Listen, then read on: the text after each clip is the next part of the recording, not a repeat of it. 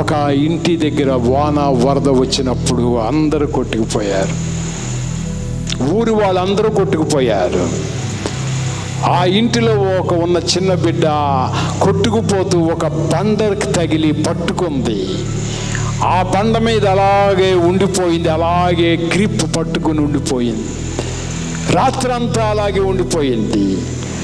ఆ ఊరి వాళ్ళందరూ బతికున్న వాళ్ళు వెతుకుతున్నారు ఎవరు ఎక్కడెక్కడ ఉన్నారని. చిన్న తోనెలో ఒక నావికుడు వెళ్ళి ఆ బండ మీద కూర్చుని వణికిపోతున్న చిన్న పాపను పట్టుకున్నాడు.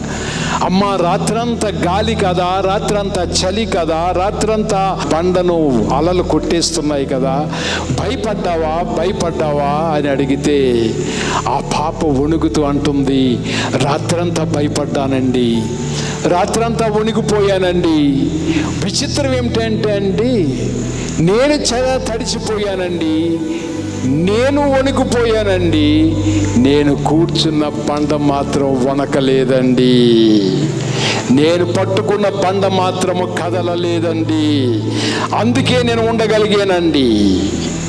జీవితంలో ఎప్పుడో ఒకప్పుడు ఒక ఒడ్డుకి చేరతావు, వణికిపోయాను, తడిచిపోయాను, వేదనలో ఉన్నానని చెప్తావు. కానీ అసలైన సాక్ష్యం ఏమిటో తెలుసా? యేసుని నమ్ముకుంటే యేసు అనే బండ కదలలేదు, అది కదిలింపబడదు.